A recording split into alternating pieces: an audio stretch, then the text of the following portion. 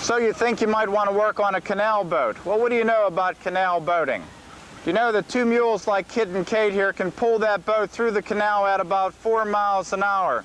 Well, if you want to travel with me on the mainline canal, then follow me and I'll teach you the things that you need to know.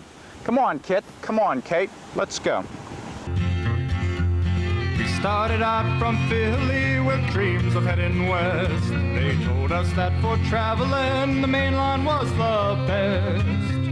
Instead of north to Erie or south to C&O, it had to be the main line, the fastest way to go. Now we're sailing mountains, fording streams, heading westward, just you and me. We're riding the rails, powered by steam. We're traveling the main line to follow a dream. I'm here with Brianna and Monty, and they both work here on the canal. And Brianna, what can you tell me about the mules here and what you do for the mainline canal? Well, for the mainline canal, I keep the mules clean, fed, polish their tack, make sure they're in good health, do any kind of small veterinary care that I can, and of course, harness them up and walk with them along the canal. Oh, that's great. Now, what does Monty do here? Whatever she tells me. Well, I hope you're a fast learner. Now, what are you going to do for us today? We're going to tell you a little bit about the pieces of equipment that go on the mules and harness the mules up since we're about to start a trip. Okay, great. Well, why don't you demonstrate and show us what you're going to do and explain what you're doing? Okay. Well, the first... And while she does it, I'll do it. Okay. First piece of equipment we have is called the collar.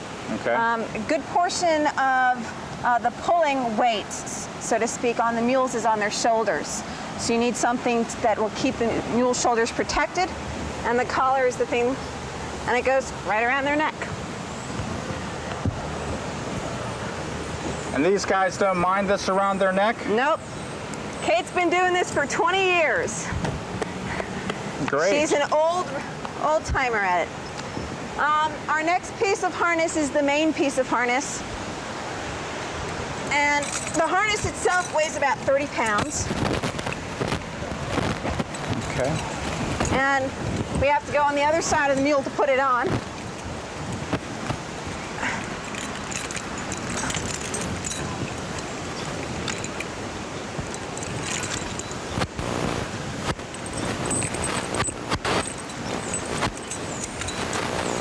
Now the harness fastens in 3 places on the mule. Hey, cut it out. Sometimes it gets a little bit twisted. There you go. The hames are what keeps the harness fastened up around the neck and on the collar.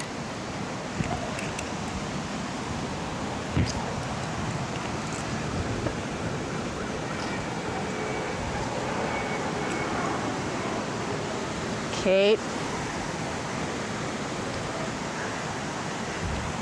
And then we have the girth, so to speak.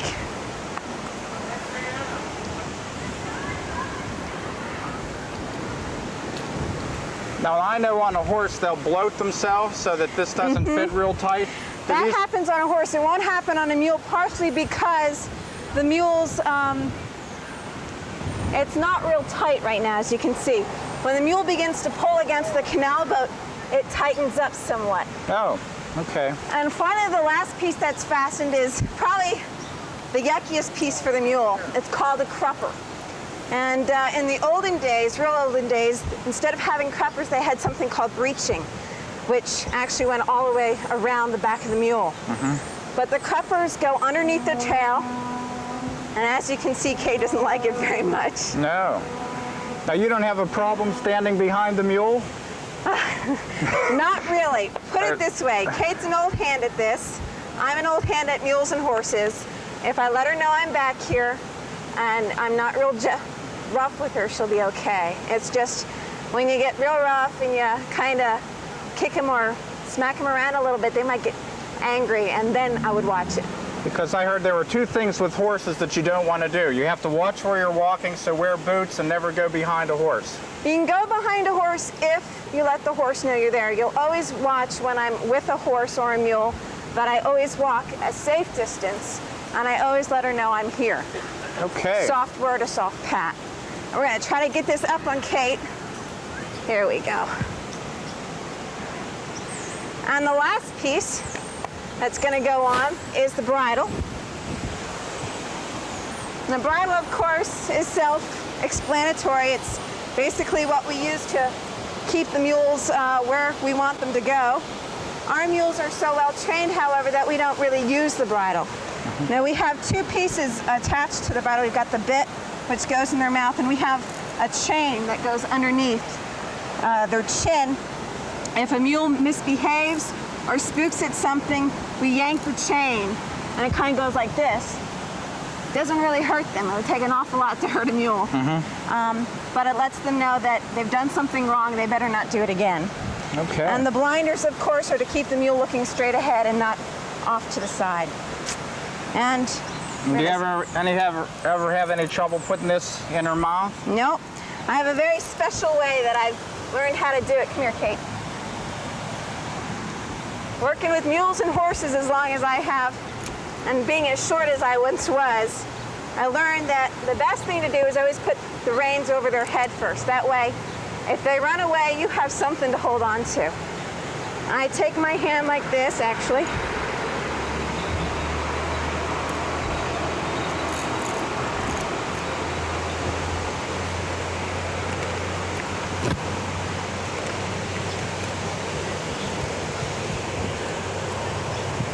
And that keeps her head in place when I want to put the bit in. And mules have very sensitive ears. And some mules don't mind their ears being touched, and some do. We have both kinds on the canal. And how does this one Well, she's okay. fare? She likes her ears touched? Yeah, Kit's not much for ear touching. And in fact, she'll go like that. Now, I had a horse once where I couldn't get the bit in her mouth, so I would stick my thumb in the side to help open up. Yep. Do you ever do that? Sometimes, yeah. But most of the time, they accept the bit pretty readily. We make sure that our mules are treated as our working partners. They are beasts of burden. We do use them for work, but they're also, we wouldn't be able to function without them. Now, how many miles will these mules go before you rest them? Well, they'll travel 6 to 8 hours. Okay. And those 6 to 8 hour shifts are called tricks. Okay. And when they've finished their work for the day, we take the next set of fresh mules off the boat, because each boat has 2 teams of mules, and we work them. And how old is Kit and Kate? Kate's about 20, and Kit's about 18 or 19. So Great. they're pretty old girls. Mules, though, will last well into their 30s if you take good care of them. So what is the next step? Well, the next step is to make sure their harness is on correctly, and then wait for the canal boat Okay, to come into the lock. do you have a nice mule story that you can share with us? Well, it's a mule story. What happened with the old mules on the canal is that the mule drivers usually let the mules go, and they would wander in between the canal and the river until they died. And there was one canal boat captain who saw all these bones of these bleached mules on the towpath and in between the river and the canal, and they thought, I bet there's some money in that. And so what he did is he started up at Cumberland, and he took his canal boat down, and every time he saw a pile of mule bones, he put the mule bones on the boat. By the time he got down here to Georgetown, he had 70 tons of mule bones on his boat, and he ground them up into fertilizer. Oh. So mules are recyclable. Sorry about that, Kate. Well, I have a story that I would like to share with you, and it's Okay. about a mule and a boy who had this mule and got very attached to the mule. And lightning struck in the canal, and well, instead of me finishing the story like this, let me sing you the story. Oh, I love that. Okay?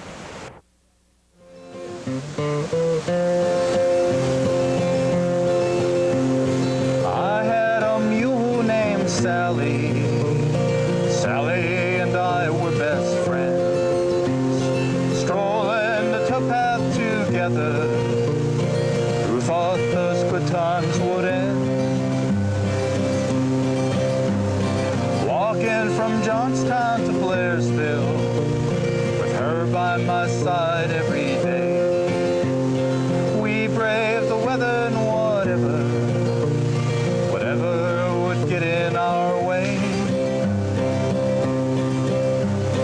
Pulling canal boats is hard work, causes much stress and much strain. But Sally, my girl, was a tough one. She never showed anyone her pain.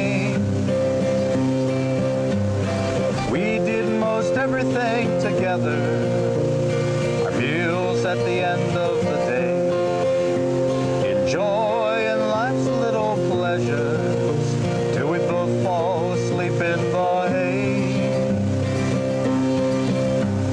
It seemed like an ordinary rainstorm, then thunder roared out a fierce call. My Sally, she bolted, then stumbled, and off of the bridge she did fall. Now all my thoughts are of Sally, the best mule a guy ever had. No one shall ever replace her. Sally, I'll miss you, old friend.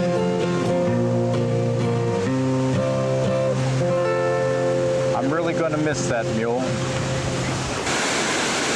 I'm here with Carl, who's the lock tender or lock keeper. What do you prefer? Well, call me a lock keeper. All right, you're the lock keeper. Now this is the lock, right? This is the lock right along here.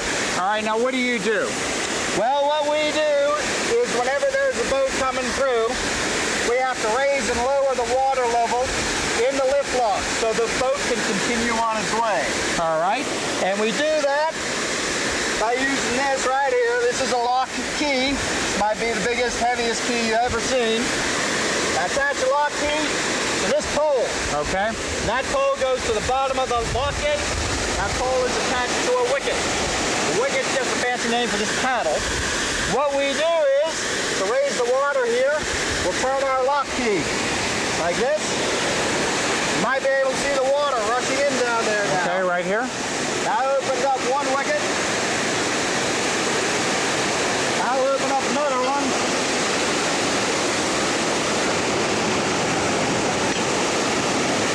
You see there's even more water going in there. Now, how many times a day do you do this? Well, I ain't never counted them, but we got to do it whenever there's a boat coming through. Okay. Because we are on call 24 hours a day. All right. Now, how long does this take to fill up? Oh, just a couple minutes or so. Okay.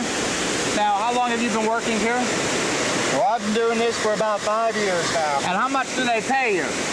Well, I might get about $50 a year, but I also get a house, a lock house, and I got a little acre of land that I can plant crops and whatnot. Okay, great. Now, have you ever had an accident here? Any kind of trouble? Anything go wrong? Well, personally, no. I've never had an accident. Because, you know, if you're nipping at the jug a little bit, you don't want to be doing this. It's kind of dangerous here because you got this 6-inch wide plank to walk on. You don't want to be stumbling around here.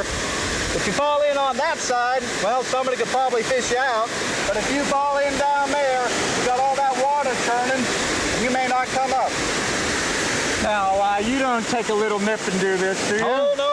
If I'm taking a nip, I have my wife do this. Okay. There are women that do this then, right? Oh, yeah. Well, you're on call 24 hours a day. If the lock keeper can't do it, if he's asleep, you send out your wife or you send out your kids. Well, thanks, Carl. We never were expecting the ride that we would get. Canal boats, trains, and inclines, timetables had been set. An engineering marvel, most everyone would say, to cross the Alleghenies in only a few days. Now we're scaling mountains, fording streams, heading westward, just you and me. We're riding the rails, powered by steam. We're traveling a main line to follow a dream. I'm here with Kathy, who is a traveler on the mainline canal. She travels on the canal boats frequently. Now, Kathy, being you travel frequently, you must like the ride that you get here on the canal boat. I do. I really enjoy riding on the canals. much smoother and faster than the wagon roads. Can't be that much faster, right? Well, it's not too much faster, but the ride is much more pleasant for us. On the roads, there's always washouts and getting stuck, bumpy. Yeah, I think those mules are moving at about, what, 4 miles an hour? Just about. Now, what do you think of life on the boat? Well, that's not quite as pleasant. Now, where do you get your drinking water? Well, we stop at springs along the way and take our jugs and load up there. There was a man, Charles Dickens. Perhaps you've heard of him. I have. Yes, he wrote many books. But he wrote that when he traveled on the main line, his water came right from the canal. Oh. He would take a cup and he would dip that cup into the canal and he would drink from that cup. And there was a chain on the cup so that if it fell into the canal, you could just hoist it back in. And when he would wash his face, he would do the same. There was a big bowl that he would dip in the canal and he'd pull that water out and he'd wash his face, and it had a chain on it also. What a rogue. Yes. Now, this is probably a personal question, but how are the restroom facilities on a boat like this? Well, we have our thunder jugs. Your thunder jugs? Now, the thunder jugs we empty into the canal. We also do use our canal for washing our clothes and doing chores, mopping the decks, but anything but drinking water, that we get from the streams. But everything else we get from the canal and we throw right back into the canal. So, Kathy, what about the sleeping arrangements? Well, on packet boats like this, they sleep men on one side and women on the other. We sleep in a series of bunk beds, one on top of the other. And you pull a curtain? Yeah, that's our privacy. Now, Charles Dickens, he referred to it as bed and board. Have you heard that term? Bed and board? Yeah, they feed us as well as provide us with those accommodations. So you eat right on this board that eventually you will sleep on. We do. Thus the term bed and board. Yes. Okay, anything else you want to tell people that are interested in traveling on the canal boats? Well, most of our food comes from along the canal. Turtles that are plucked out, eels that they grab while we're locking through, groundhog. The canal company, yeah, the canal company loves to feed us groundhog because that way they keep the groundhogs from digging holes in the towpath. Is groundhog tasty? Oh, it's very tasty. A tasty treat. Highly recommend it. Okay, so we have Kathy here, a tasty treat. The groundhog will be served maybe later today, okay? Yes. Well, thanks, Kathy. You're We'll welcome. talk to you a little later. Okay. I'm on the good boat Georgetown with Captain Michael. He's at the tiller here, I see. Sure, I'll be the tillerman today. And I hope you're a good tillerman because I don't think we want to hit into that bridge coming up ahead. Well, I've missed it so far. Well, wait a minute. Hey, we're not through it yet. No, we're not. Have you ever hit a bridge? Never hit a bridge yet. Hey, could you tell the future canal boatmen, people who maybe would like to ride on a Sure. boat like this or travel on a boat like this, a little bit about what it's like working here on the boat? Well, now, 'tis a challenging job. 'Tis a physical job. But 'tis the finest job you'll ever be having. And what do you mean? Well, it's a simple way of life. You know, some people are born and raised and die in them houses, never seeing more than 5 to 20 mile in their whole life. Every week I get to see 184.5 mile of our country. I'm going from Georgetown to Cumberland. And you're welcome to come aboard if you want. Oh, yes, this is great. Sure now. And do you have any interesting stories to tell us about any maybe famous people that traveled on your boat or infamous people or just funny people? No, we've had politicians on the boat before. Oh, yeah? Nothing more infamous than politicians. And some of them even been talking about filling us up and making us into a railroad. Can you imagine? A railroad? A railroad. So what got you interested in working on a canal boat? Well, I was over in Ireland in County Cork, you know, and my brother here to come over and help build the canal. And he wrote me a letter saying he's no longer a picking and shoveling. He's a working on a canal boat. And the captain of his boat broke his leg up so bad, he couldn't work no more, so he sold my brother the boat. Oh. And he needed me and my family to come over and help run the canal boat, you know. And so here we come. We immigrated to... Could you explain how you're guiding the boat here? Well, this be the tiller arm, and it's Okay. working the rudder. And you want the boat to go to the starboard or to the right, you pull your rudder over to the left or to the port, and there we go. And you do the other way around. It take a while to get used to it, but once you're used to it, it don't matter. Now I'll be blowing the crossover here.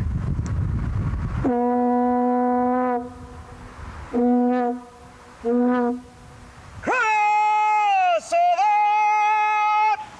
That lets the other boats know we're taking our brace of mules over the crossover bridge.